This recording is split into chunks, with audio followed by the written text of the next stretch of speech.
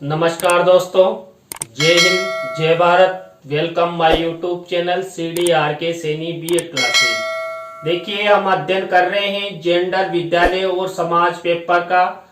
इस पेपर के अंतर्गत आज की क्लास में हम हिंसा क्या है, हिंसा की क्या क्या परिभाषाएं हैं, इसके बारे में चर्चा करेंगे, जिसे हम इंग्लिश में what is violence, definition of violence.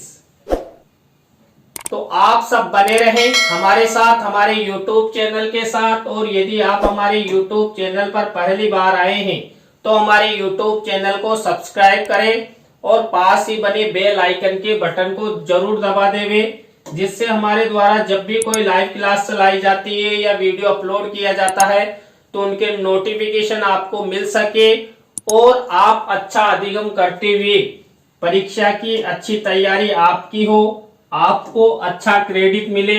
देखिए, सबसे पहले हम हिंसा क्या है। सामान्य रूप से हिंसा का प्रभाव मानव जीवन में व्यापक रूप से देखा जा सकता है। देखिए, जो हिंसाएं होती है, कई बार देखिए सामुदायिक हिंसाएं हो जाती है, सांप्रदायिक हिंसाएं हो जाती है या पारिवारिक हिंसाएं हो जाती है। तो यहाँ पर जो हिंसाएं होती है, इन हिंसाओं का मानव जीवन में व्यापक रूप से देखा जा सकता है। क्यों? क्योंकि ये सब हिंसाएं मानव के द्वारा मानव के प्रति ही की जाती है। तो यहाँ पर जो मानव है ये हिंसा का जन्मदाता होता है और हिंसा का प्रभाव प्रत्येक मानव पर दिखाई देता है। प्राचीन काल में भी हिंसा का स्वरूप विद्यमान था तथा वर्तमान समय में भी हिंसा का स्वरूप व्यापक रूप से देखा जा सकता है। जरूरी नहीं है कि वर्तमान में ही हिंसा का स्वरूप है। प्राचीन काल में भी हिंसाएं हुआ करती थी। जो दानव थे वो कई तरह की हिंसाएं करते थे। तो यहाँ पर वर्तमान और भूतकाल में भी हिंसा का स्वरूप मिलता है। आसुरी प्रवृत्तियों के व्यक्तियों द्वारा सदैव हिंसा का सहारा लिया जाता है। देखिए, जो आसुरी प्रवृत्ति के जो मानव होते हैं, वो व्यक्ति या मानव हिंसा का सहारा लेते हैं, हिंसा को बढ़ावा देते हैं। देखिए, प्राचीन काल में जो देवासुर संग्राम का नाम आपने सुना है, आप कथाएं सुनते हैं, तो उन कथाओं में देवासुर संग्राम इसका प्रमुख अच्छा उदाहरण माना जा सकता है। देवासुर कई प्रकार की हिंसाएं करता था, जोर जबरदस्ती करता था। ये अवधारणा समाज में प्राचीन काल से ही विद्यमान रही है, लेकिन वर्तमान समय में इसका स्वरूप बदल गया है। आज हिंसा का स्वरूप संग्राम से बदलकर विभिन्न रूपों में हो गया है। देखिए, पहले जो देवासुरों या जो समाज के हिंसा को बढ़ाने वाले व्यक्तियों द्वारा हिंसाएं की जाती थी, लेकिन आज वर्तमान में यदि हम वैश्विक समाज में देखें तो हमारे वैश्विक समाज में कई तरह की हिंसाएं व्याप्त है। जो अभी अभी मैंने बताई, जैसे पारिवारिक हिंसाएं हैं या सांप्रदायिक हिंसाएं हैं या जातीय हिंसाएं हैं। तो अलग अलग रूप वर्तमान समय में हम भारतीय और वैश्विक समाज में हिंसा के रूप देख सकते हैं। देखिए, इसमें सामान्य अर्थ में जिस किसी भी बात से, देखिए जो हिंसा है, इस हिंसा का यदि सामान्य अर्थ लिया जाए तो जिस किसी भी बात से दूसरों को पीड़ा पहुंचे वही हिंसा है। हमें अपने स्वार्थ के लिए दूसरों को पीड़ा पहुंचाए वही हिंसा मानी जाती है। चाहे वो चींटी भी हो, चींटी जीव को भी यदि हम पीड़ा पहुंचाते हैं तो वो भी एक हिंसा है, क्योंकि हम चींटी को भी पीड़ा पहुंचा रहे हैं। तो यहाँ पर पीड़ा पहुंचाना ही हिंसा है। किसी प्राणी पर शासन करना, दास बनाना, किसी भी प्रकार की पीड़ा देना, सताना या अशांत करना भी हिंसा है। देखिए कई बार क्या होता है, कई व्यक्ति जो दूसरे प्राणियों पर शासन करना चाहते हैं, आधिपत्य रखना चाहते हैं, दबाव में रखना चाहते हैं, तो वो भी एक तरह की से हिंसा है। कई बार कई जो सेठ साहूकार होते हैं वो अन्य व्यक्तियों को दास बना लेते हैं, तो दास बनाकर उन पर पीड़ा यानी हिंसा की जाती है, उत्पीड़न उनका किया जाता है।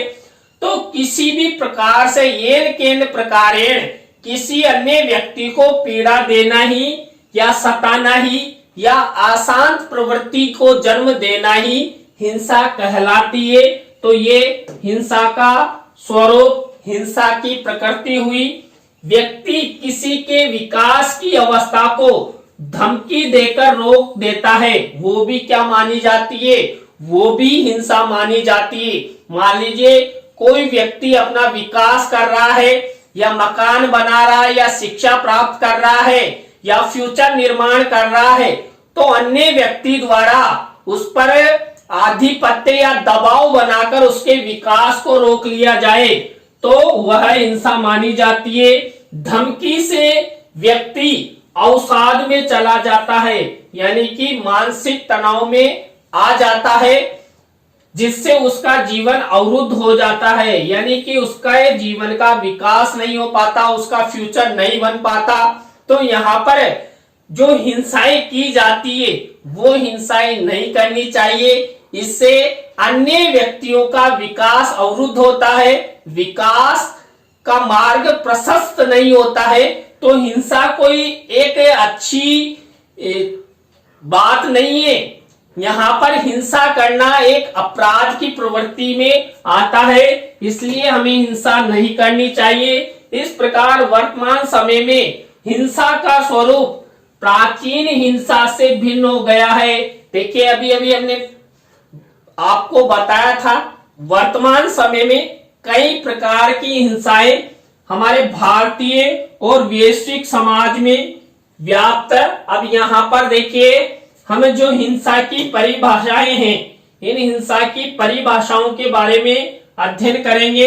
पहली परिभाषा देखिए, प्रोफेसर एस के दुबे ने हिंसा की क्या परिभाषा दी है कि हिंसा शक्ति के दुरुपयोग की वह प्रक्रिया है जिसके माध्यम से किसी व्यक्ति या समूह द्वारा दूसरे व्यक्ति या समूह को शारीरिक एवं मानसिक रूप से हानि पहुंचाई जाती है तथा इसे एक समाज विरोधी कार्य एवं मानवीय व्यवहार के रूप में स्वीकार किया जाता है।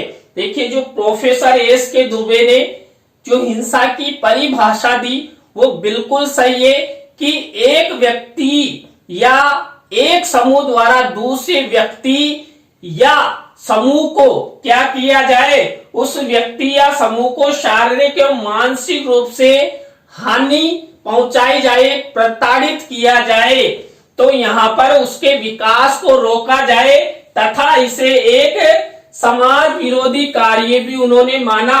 तो यहाँ पर जो समाज विरोधी कार्य किया जाता है वही हिंसा है और हिंसा के द्वारा किसी का विकास नहीं होता है और वो शारीरिक एवं मानसिक रूप से विक्षिप्त हो जाता है।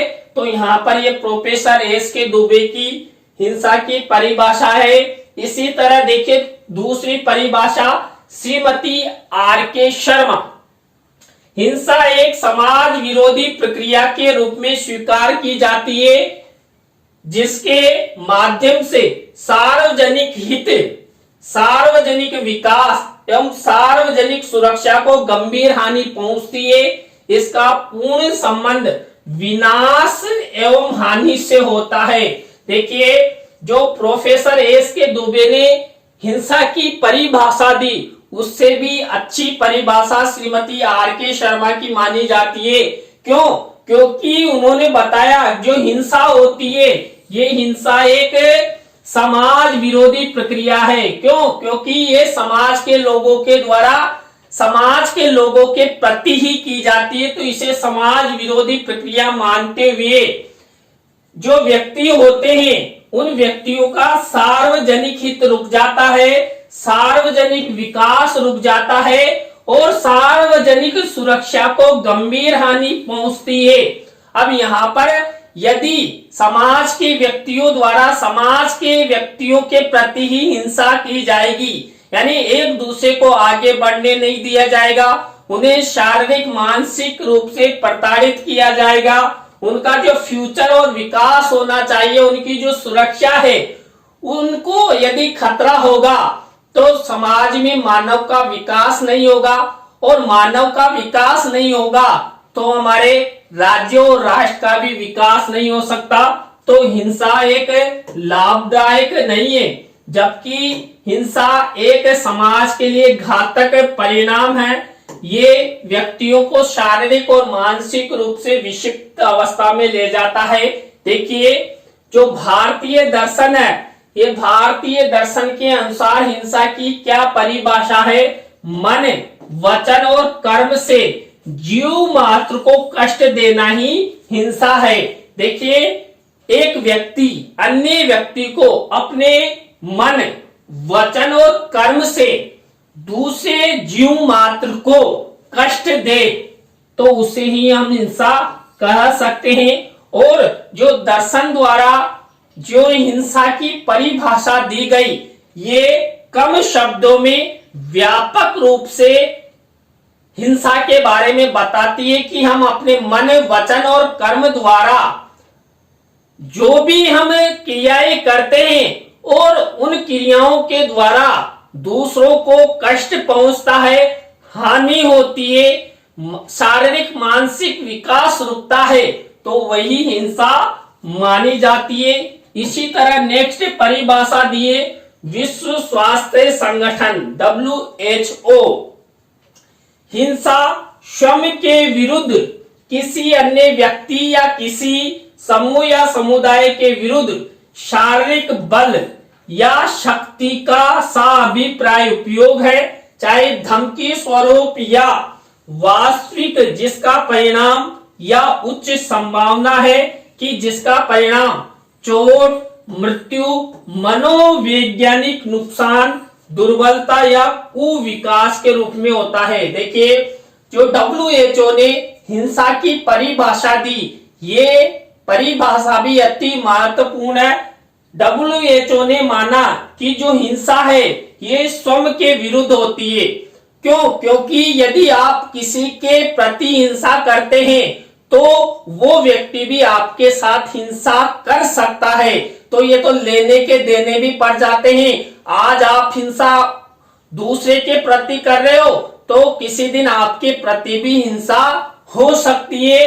और अन्य व्यक्तियों पर हम या समुदायों के प्रति जो हम शारीरिक बल अपनाते हैं, शारीरिक शक्ति दिखाते हैं, वही हिंसा है। और इसके द्वारा क्या होता है, एक व्यक्ति दूसरे व्यक्ति को धमकी स्वरूप या वास्तविक रूप से यहाँ पर अपनी शक्ति का दुरुपयोग करता है। और देखिए, हिंसा के क्या परिणाम आते हैं। हिंसा से दूसरे व्यक्तियों को चोट पहुंचती है, हो सकता है उसकी मृत्यु हो जाए, या मनोवैज्ञानिक नुकसान भी होते हैं। मान लीजिए, मनोवैज्ञानिक नुकसान से तात्पर्य वो शारीरिक, मानसिक और बौद्धिक रूप से विक्षिप्त भी हो सकता है, उसका विकास रुक सकता है, वो दुर्बल हो सकता है। तो यहाँ पर WHO द्वारा जो ये हिंसा की परिभाषा दी गई, ये मानव मात्र के लिए बहुत उपयोगी है और इसका विशेष ध्यान रखते हुए हिंसा को रोकना चाहिए। इसके बाद देखिए, हिंदू धर्म के अनुसार हिंसा की क्या परिभाषा है। प्रिय वचन नहीं बोलना, अप्रिय या कड़वे वचन का प्रयोग करना, दूसरों को हिंसा करने की अनुमति देना या प्रोत्साहित करना, दूसरों को डराना, धमकाना भी हिंसा ही है। देखिए, हिंदू धर्म में हम अपने मुंह से प्रिय वचन नहीं बोलते हैं, यानी कि हम गाली गलौज करते हैं, ऐसी भाषा का प्रयोग करते हैं जिससे दूसरों को नुकसान पहुंचे, वो मानसिक रूप से विक्षिप्त हो, तो ऐसे प्रिय वचन नहीं बोलना ही क्या है, ये हिंसा है। और अप्रिय या कड़वे वचन का प्रयोग करना, कई बार हम ऐसी तीक्ष्ण बातें अन्य व्यक्तियों के लिए कर देते हैं जिससे उनमें कई तरह की जो शारीरिक मानसिक अवस्थाएं हैं वो विषिप्त अवस्था में चली जाती है। व्यक्ति अपने आप में एक फीलिंग ग्लानि महसूस करने लग जाता है कि फला व्यक्ति ने मेरे प्रति ऐसे वक्तव्य ऐसे वचन कहे। तो यहाँ पर प्रिय वचन नहीं बोलना, अप्रिय या कड़वे वचनों का प्रयोग करना, दूसरों को हिंसा करने की अनुमति देना। कई बार क्या होता है, सामने देखते हुए भी हम अन्य व्यक्ति जो हिंसा कर रहा है, अप्रिय वचन बोल रहा है, उसको रोक नहीं पाते, रोकते भी नहीं है। तो वहां पर ये भी दूसरे व्यक्ति को हिंसा करते हुए देखते रहना और उसे नहीं रोकना भी क्या है, एक तरीके से हिंसा है। और कई व्यक्ति ऐसे होते हैं जो हिंसा को प्रोत्साहित करते हैं, बढ़ाते हैं कि आप हिंसा करे जाओ, आपके साथ मैं हूं। तो ऐसी भावनाएं नहीं रखना। इसके साथ दूसरों को डराना और धमकाना भी हिंसा होती है। तो ये हिंदू धर्म के अनुसार ये हिंसा की परिभाषा आपको मैंने बताई। तो देखिए, आज की क्लास में हमने हिंसा क्या है, व्हाट इज वायलेंस, हिंसा की परिभाषा है, डेफिनेशन ऑफ वायलेंस के बारे में अध्ययन किया। आज की क्लास आपको कैसी लगी कमेंट्स में हमें जरूर बताएं। अच्छी लगी हो तो लाइक करें, कमेंट्स करें और शेयर जरूर करें दोस्तों। इसी तरह नए टॉपिक के साथ हम आपसे फिर मिलेंगे CDRK Saini BEd classes YouTube channel पर। जय हिंद, जय भारत, राम राम सा।